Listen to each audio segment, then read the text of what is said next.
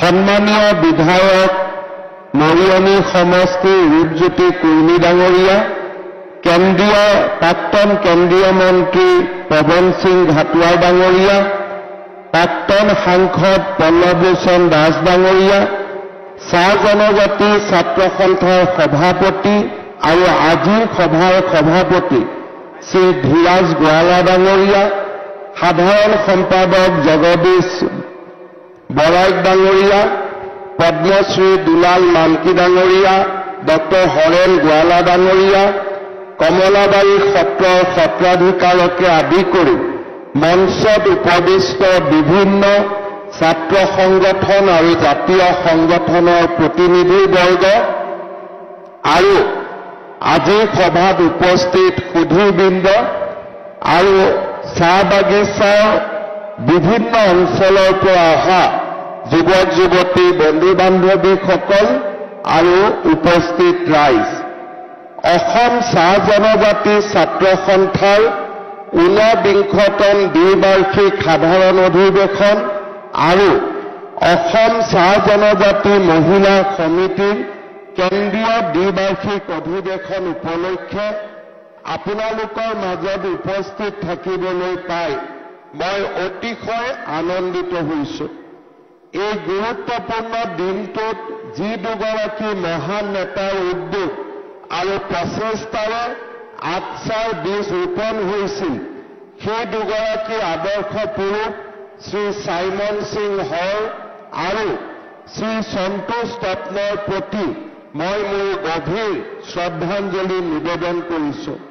লগতে আঠচাৰ কেন্দ্ৰীয় অধিৱেশনত নিৰ্বাচিত নতুন বিষয়ববীয়াসকলক মই আন্তৰিক অভিনন্দন জনাইছোঁ আৰু বৰ্তমানৰ বিষয়ববীয়াসকলকো মই মোৰ শুভেচ্ছা জ্ঞাপন কৰিছোঁ।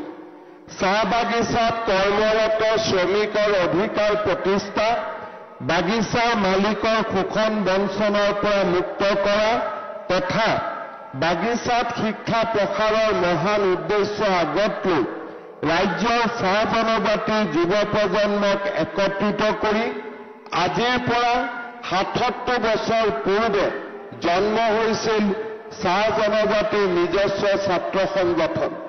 1947 চনৰ 28 ডিচেম্বৰত চাইমন সিং হৰ আৰু শ্ৰী সন্তোষ কুমাৰ ডাঙৰীয়াই স্বজাতি প্ৰেমেৰে উদ্বুদ্ধ কেইগৰাকীমান ছাত্ৰক লগত লৈ ডিব্ৰুগড় জিলাৰ টেঙাখাটৰ দীঘলীয়াত জন্ম দিছিল অসম ছোটানাগপুৰী ছাত্ৰ সন্মিলন।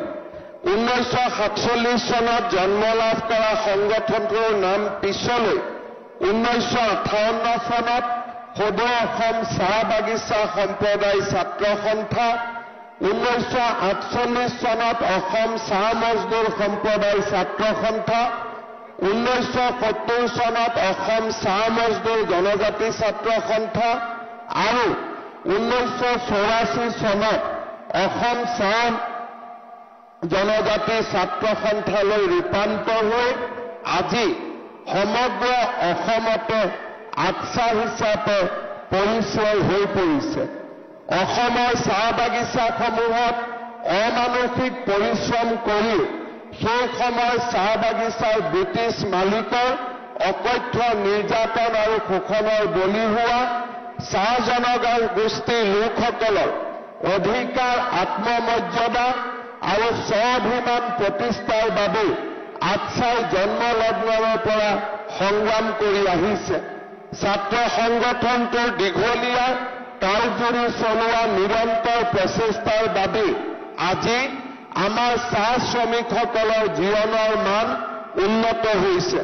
সংগঠনটোৰ নেতৃত্বত চলা সংগ্ৰামৰ ফলশ্ৰুতিতে মালিক পক্ষৰ শোষণ আৰু নিপীড়ন অন্ত পৰাৰ লগে লগে চাহ শ্ৰমিকসকলৰ নিজৰ প্ৰাপ্যৰ প্ৰতি সচেতন হোৱাও পৰিলক্ষিত হৈছে। আঠচাৰ সামাজিক আন্দোলনৰ পৰিণতিত চাহ জনগোষ্ঠীৰ যুৱক যুৱতীসকলে বাগানৰ চাৰিসীমা পাৰ হৈ বহল পৃথিৱীলৈ ওলাই আহিবলৈ সক্ষম হৈছে। উচ্চ শিক্ষাৰে নিজক শিক্ষিত কৰি চৰকাৰী চাকৰি আৰু আন ধৰণে নিজক সংস্থাপিত কৰি তুলিবলৈ চাহ জনগোষ্ঠীৰ লোকসকলৰ মাজত সচেতনতা বৃদ্ধি হোৱা অসম চাহ জনজাতি ছাত্ৰ সন্থাৰ নিৰলস প্ৰচেষ্টাৰ এক গুৰুত্বপূৰ্ণ ভূমিকা আছে। অসমৰ জনজীৱনলৈ চাহ জনজাতিৰ সমাজখনে অপৰিসীম বৰঙণি আগুৱাই আহিছে। অসমৰ চাহ খেতিৰ এই দীঘলীয়া সময়ছোৱাত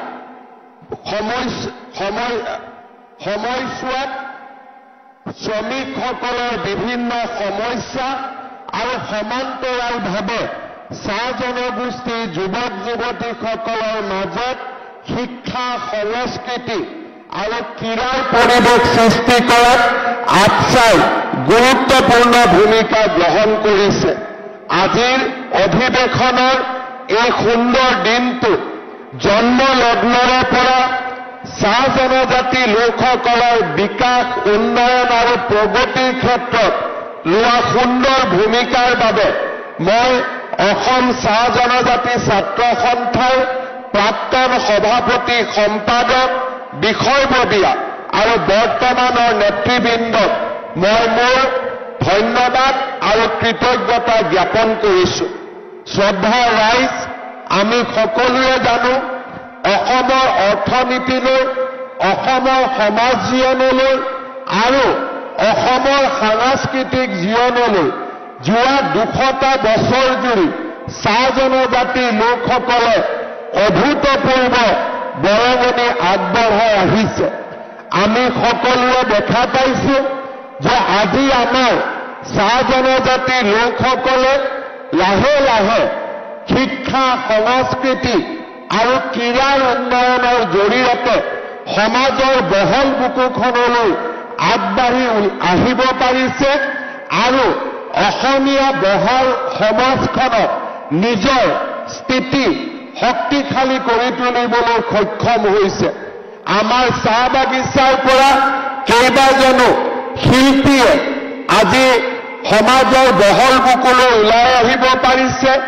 শিক্ষাৰ ক্ষেত্ৰত বহুতো ছাত্ৰ ছাত্ৰীয়ে সুনাম অৰ্জন কৰিব পাৰিছে।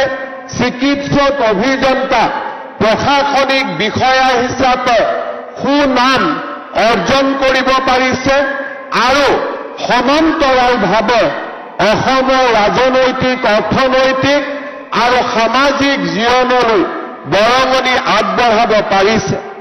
আমাৰ ৰাজ্য চৰকাৰে দায়িত্ব লোৱা দিনৰে পৰা চাহ জনগোষ্ঠীৰ লোকসকলৰ এই অভূতপূৰ্ব বৰঙণিক আমি সদায়ে স্বীকাৰ কৰি আহিছোঁ আৰু সমাজখনৰ উন্নয়নৰ বাবে, সমাজখনৰ উত্তৰণৰ বাবে আমি নিৰবিচ্ছিন্নভাৱে যোৱা 4.5 বছৰত আমি কাম কৰিবলৈ সক্ষম হৈছিলোঁ।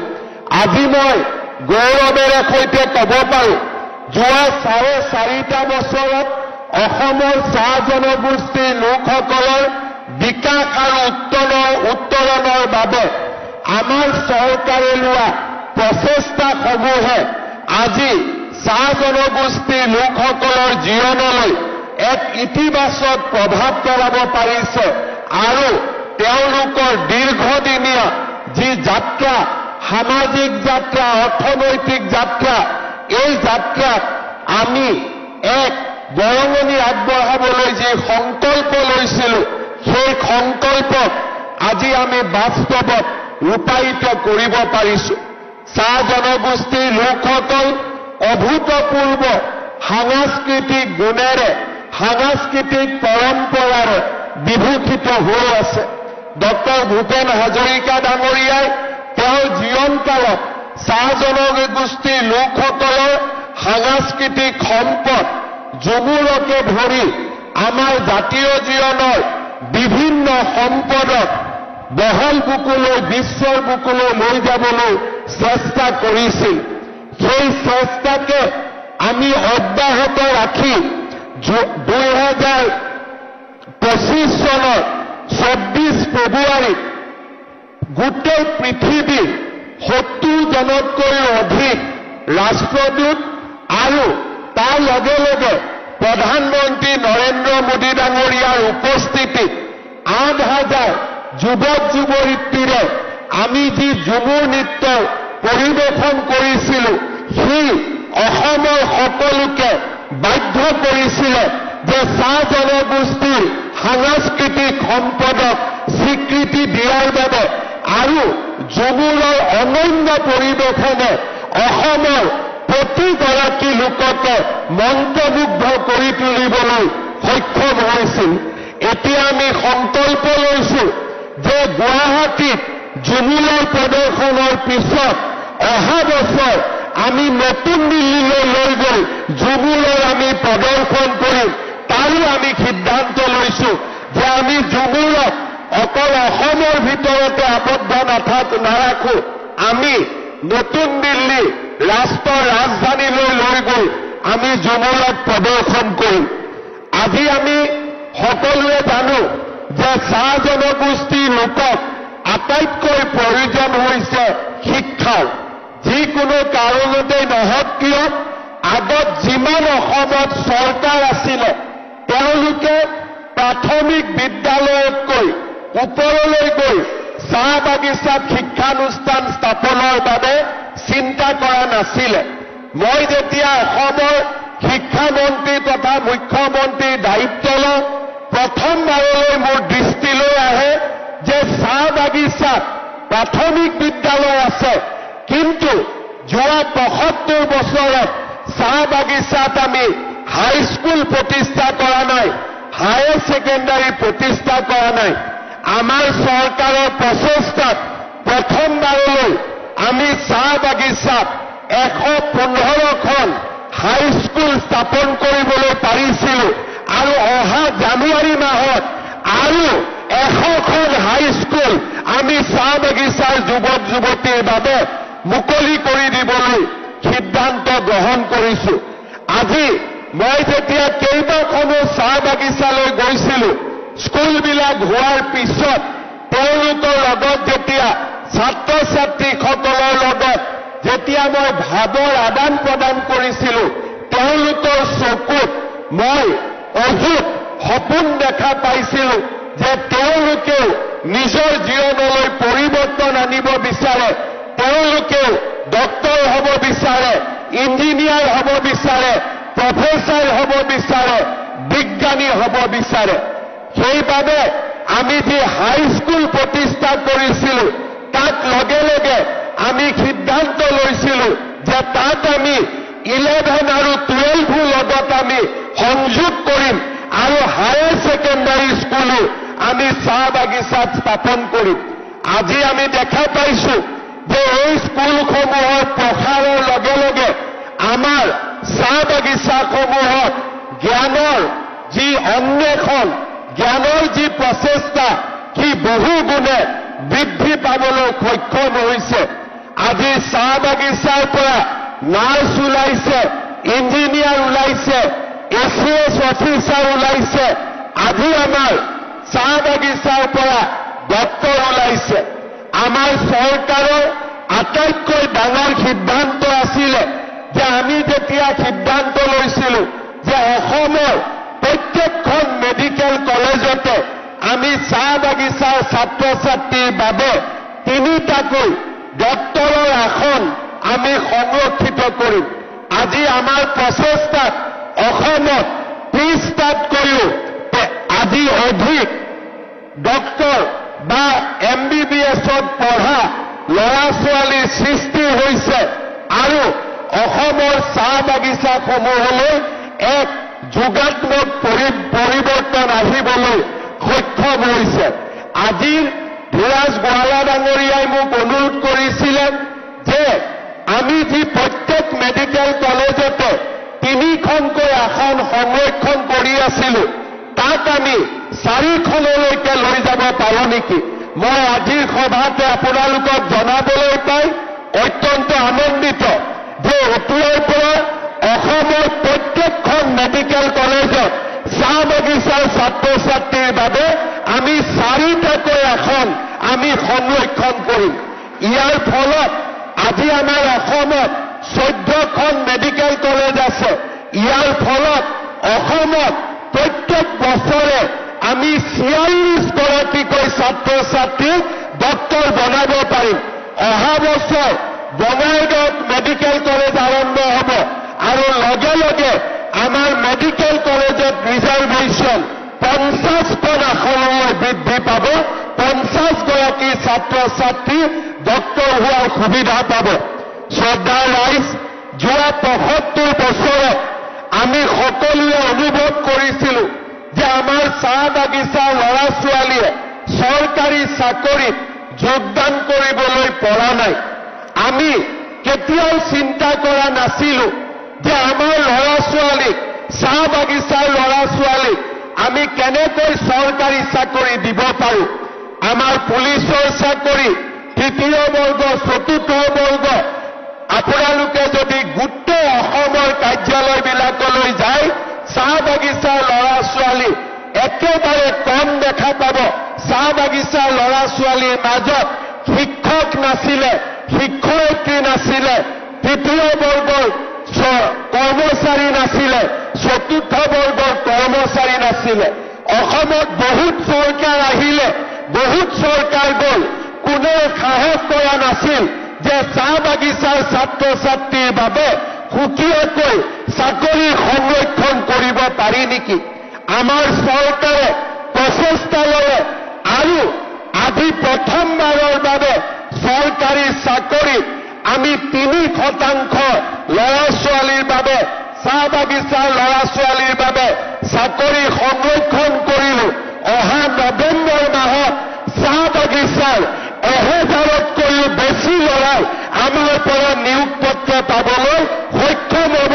যি কাম চাহ বাগিচাৰ 200 বছৰীয়া জীৱন যাত্ৰাৰ কালত নকওঁ, যোৱা 75 বছৰৰ জীৱন যাত্ৰাত কেতিয়াও সম্ভৱ হোৱা নাছিল।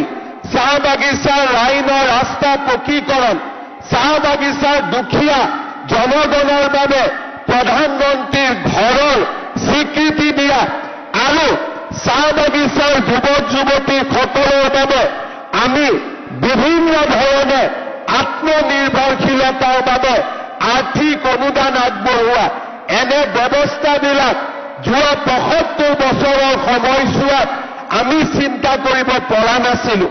এইবাৰ প্ৰথমবাৰৰ বাবে আমাৰ চৰকাৰৰ দিনত চাহ বাগিচাৰ লাইনবিলাক পকী হ'ল। প্ৰথমবাৰৰ বাবে চাহ বাগিচাত বিশুদ্ধ খোৱা পানী যোগানৰ প্ৰচেষ্টা চলিলে। প্ৰথমবাৰৰ বাবে আমি চাহ বাগিচাৰ যুৱক যুৱতীৰ বাবে বয়লৰাজ পানিকা আত্মনিৰ্ভৰশীলতা আঁচনিৰ দৰে বিভিন্ন আঁচনি আমি আজি আৰম্ভ কৰিবলৈ সক্ষম হৈছোঁ। এতিয়া আমি চাব লাগিব যে ইয়াৰ পৰা আমি কলৈকে যাম, ইয়াৰ পৰা আমি আৰু কিমান নতুন দিনলৈ আমি যাত্ৰা আৰম্ভ কৰিম। মোৰ মনত এটাই সদায় মই চিন্তা কৰোঁ যে অসমৰ 40 লাখ চাহ বাগিচাৰ আমাৰ যি জনতা আছে, আমাৰ যি জনগণ আছে, তেওঁলোকক যদি আমি সমাজৰ বহল বুকুলৈ আগুৱাই লৈ যাব নোৱাৰোঁ, তেনেহলে সামগ্ৰিকভাৱে অসম কেতিয়াও আগবাঢ়ি যাব নোৱাৰে। আৰু তাৰ কাৰণে মই নিৰন্তৰভাৱে প্ৰচেষ্টা কৰিছোঁ, প্ৰচেষ্টা কৰি থাকিম। আৰু আজি আটছাৰ সমাৱেশত এই প্ৰচেষ্টাৰ অংশ হিচাপে দুটা মই ঘোষণা কৰিব খোজোঁ। এটা, এই বছৰ আমি 3য় আৰু 4ৰ্থ শ্ৰেণীত চাহ বাগিচাৰ যুৱক যুৱতীৰ বাবে 3% চাকৰি ৰিজাৰ্ভ কৰিলোঁ। সকলোৰে উপস্থিতিত সুকীয়াকৈ এখন অনুষ্ঠান পাতি আমি ল'ৰা ছোৱালীখিনিক নিযুক্তি পত্ৰ দিম, যাতে সকলোৱে গম পাব পাৰে যে আমাৰ চাহ বাগিচাৰ ল'ৰা ছোৱালীৰ কাৰণে চৰকাৰী চাকৰিত আজি ৰিজাৰ্ভেশ্যন হৈছে। কিন্তু তাতকৈও আগুৱাই গৈ আজি মই আপোনালোকৰ আগত ঘোষণা কৰিছোঁ যে এই বছৰৰ পৰা আমি চাহ বাগিচাৰ যুৱক যুৱতীৰ কাৰণে ACS APSকে ধৰি ফাৰ্ষ্ট আৰু ছেকেণ্ড কেটেগৰীৰ চাকৰিটো আমি 3% ৰিজাৰ্ভেশ্যন দিয়াৰ আমি কাম কৰিম।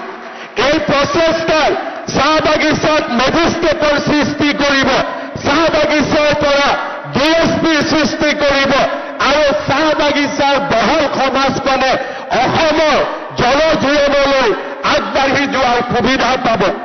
দ্বিতীয়তে মই বিশ্বাস কৰোঁ যে অসমৰ চাহ বাগিচাৰ শ্ৰমিকসকলে যেতিয়ালৈকে মাটিৰ অধিকাৰ নাপাব তেতিয়ালৈকে তেওঁলোকৰ জীৱন কেতিয়াও সুৰক্ষিত হ'ব নোৱাৰে। আজিৰ পৰা 3 বছৰ আগতে অসম বিধানসভাত মই স্পষ্টভাৱে ঘোষণা কৰিছিলোঁ যে মই অসমৰ মুখ্যমন্ত্ৰী থকা সময়তে চাহ বাগিচাৰ মালিকৰ পৰা বাগিচাৰ লাইনৰ মাটি কাঢ়ি আনি শ্ৰমিকসকলক দিয়াৰ মই ব্যৱস্থা হাতত ল'ম। আজি মই একে সাহসেৰে আপোনালোকক ক'ব খোজো 25 নৱেম্বৰ অসম বিধানসভাত আমি আইন উত্থাপন কৰিম, যি আইনৰ দ্বাৰা চাহ বাগিচাৰ মালিকৰ পৰা লাইনৰ মাটি আমি কাঢ়ি আনি চাহ বাগিচাৰ শ্ৰমিকক আমি দিয়াৰ বাবে সিদ্ধান্ত গ্ৰহণ কৰিম।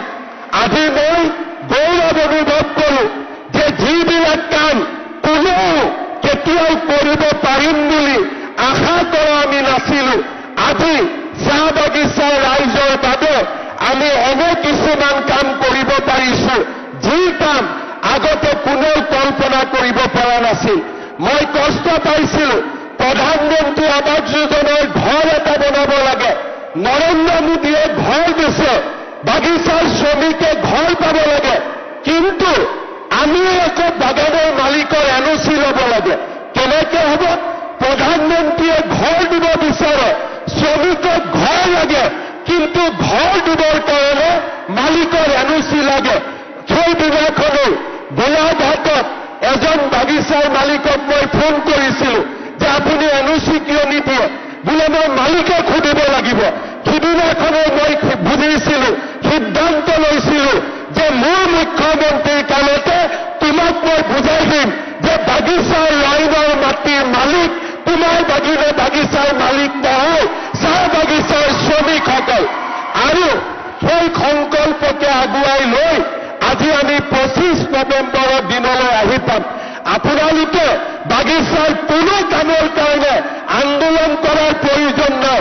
যিদিনাখনলৈকে বিজেপি চৰকাৰ আছে, হিমন্ত বিশ্ব শৰ্মা অসমৰ মুখ্যমন্ত্ৰী আছে, মই আপোনালোকৰ লগত আছো আৰু এটা এটাকৈ কোনেও ভাবিব নোৱাৰা কামবিলাক আমি কৰি কৰি গৈ থাকিম। কাৰণ চাহ বাগিচাৰ জনতাৰ, নিষ্পেষিত জনতাৰ মুক্তি আমি বিচাৰো।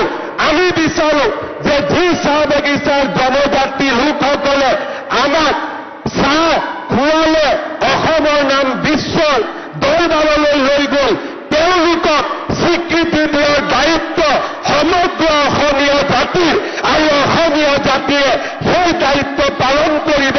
সেই প্ৰতিশ্ৰুতি মই আজি আপোনালোকক দি থৈ যাব বিচাৰো। শ্ৰদ্ধাৰ ৰাইজ, অসমত বিজেপিৰ চৰকাৰ, আমাৰ চৰকাৰখন আপোনালোকৰ লগত আছে, আপোনালোকৰ লগত থাকিব। মই বিচাৰো অসমৰ চাহ বাগিচাৰ পৰা IAS অফিচাৰৰ সৃষ্টি হওক, অসমৰ চাহ বাগিচাৰ পৰা বিজ্ঞানীৰ সৃষ্টি হওক, ডাঙৰ ডাঙৰ ফুটবল খেলুৱৈৰ সৃষ্টি হওক, ডাঙৰ ডাঙৰ ধনুক দলৰ সৃষ্টি হওক। আৰু ঝুমুৰ দেখাৰ পিছত মই নিশ্চিতভাৱে ক'ব পাৰোঁ যে আমাৰ চাহ বাগিচাৰ বুকুৰ পৰাও এদিন ডক্টৰ ভূপেন হাজৰিকা, জুবিন গাৰ্গৰ দৰে সংগীতজ্ঞ সাংস্কৃতিক শিল্পী আমাৰ চাহ বাগিচাৰ বুকুৰ পৰাই জন্ম হ'ব, তাক মই বিশ্বাস কৰোঁ। অকল মই বিশ্বাস কৰাই নহয়, ঝুমুৰৰ নৃত্য চাই বিশ্বৰ ৰাষ্ট্ৰদূতসকলে মোক কৈ গৈছিল যে এনেকুৱা নৃত্য, যি নৃত্যত মাটিৰ সম্পৰ্ক আছে, যি নৃত্যত অসমৰ সমগ্ৰ জনগণৰ প্ৰতি কৃতজ্ঞতাৰ চিন আছে, যি নৃত্যত কপালৰ ঘাম মাটিত পেলাই নিজৰ মাতৃভূমিক সেৱা কৰাৰ সংকল্প আছে, তেনে নৃত্য জগততে বিৰল। আৰু আমি সেইবাবে ঝুমুৰৰ দৰে নৃত্যক সন্মান কৰিব লাগে, আগুৱাই লৈ যাব লাগে। শ্ৰদ্ধাৰ ৰাইজ, আজি মই ধন্যবাদ জনাইছো আটছাৰ কেন্দ্ৰীয় অধিৱেশন। যোৱা 4.5 বছৰত আটছাৰ সভাপতি ধীৰাজ গোৱালা ডাঙৰীয়া, সাধাৰণ সম্পাদক জগদীশ বাৰাই, তেওঁলোকে চৰকাৰখনৰ লগত নিৰন্তৰ সহযোগিতা কৰাৰ বাবে যোৱা 4.5 বছৰত আমি বাগিচাৰ সমাজখনৰ বাবে বহুখিনি আগতে নোহোৱা কাম আমি কৰিব পাৰিছিলো।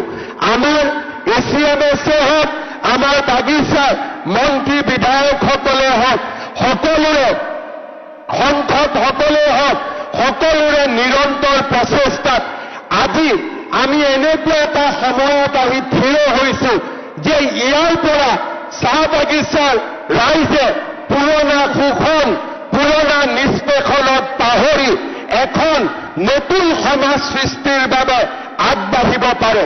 এতিয়া আমি এখন সমাজৰ সপোন দেখিব পাৰো, যিখন সমাজ আমাৰ বাবে ভৱিষ্যতৰ এখন শক্তিশালী সমাজ।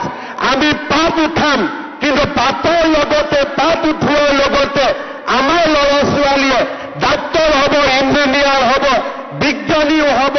এয়া হৈছে সপোন দেখাৰ সময়, এয়া হৈছে আকাশ চোৱাৰ সপোন, এয়া হৈছে আকাশ চোৱাৰ সময়। মই চাহ বাগিচাৰ ল'ৰা ছোৱালীসকলক, যুৱক যুৱতীসকলক অনুৰোধ কৰিম, শিক্ষা, সংস্কৃতি আৰু ক্ৰীড়াই এটা জাতিক চহকী কৰে। শিক্ষা, সংস্কৃতি আৰু ক্ৰীড়াৰ জৰিয়তে এটা জাতিক আমি বিশ্বৰ বহল বুকুলৈ লৈ যাব পাৰো। আপোনালোকে আবছাৰ এই অধিৱেশনৰ দিনাখন নিশ্চিতভাৱে সংকল্প গ্ৰহণ কৰিব যে আমি আমাৰ জাতিটোক, নিষ্পেষিত জাতিটোক আমি সমাজৰ বহল বুকুত প্ৰতিষ্ঠা কৰিম। শিক্ষাৰ নৱজাগৰণেৰে, সংস্কৃতিৰ আলোকেৰে আৰু ক্ৰীড়াৰ প্ৰতিভাৰেৰে। পুনৰ এবাৰ আপোনালোকে মোক নিমন্ত্ৰণ কৰি আবছাৰ এই অধিৱেশনত দুআষাৰ কথা ক'ব দিয়াৰ বাবে ধন্যবাদ জনাইছো। আৰু অহা 25 নৱেম্বৰত আমি যাতে অসম বিধানসভাত বাগিচাৰ আইনৰ অধিকাৰ শ্ৰমিকসকলক দিয়া যি আমাৰ ঐতিহাসিক পদক্ষেপ হ'ব, সেই পদক্ষেপত যাতে আপোনালোকে আমাক আশীৰ্বাদ দিয়ে, তাকে কামনা কৰি মই মোৰ বক্তব্যৰ সামৰণি মাৰিছো। মোৰ লগত একেলগে ক'ব, ভাৰত মাতা কি, ভাৰত মাতা কি। ধন্যবাদ। জয় হিন্দ, বন্দে মাতৰম।